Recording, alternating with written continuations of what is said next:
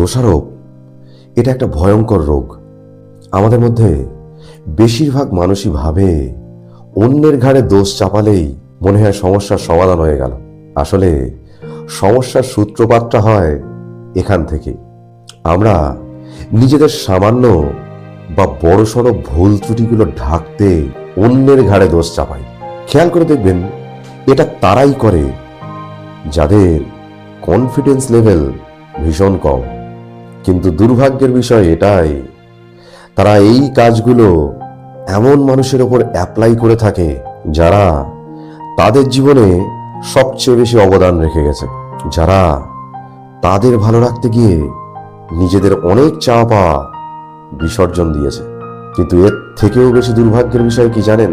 সেই মানুষগুলো যখন তাদের জীবন থেকে হারিয়ে যায়, তখন দোষারোপ করার মতো আর কেউ তাদের জীবনে থাকে না। আর এই একই জিনিস অন্য কোনো মানুষের ওপর যখন তারা অ্যাপ্লাই করতে চায়, তারা তার ভয়ঙ্কর প্রতিক্রিয়া সেখান থেকে পেতে থাকে। আর সেটা সহ্য করার ক্ষমতা তখন আর তাদের থাকে না।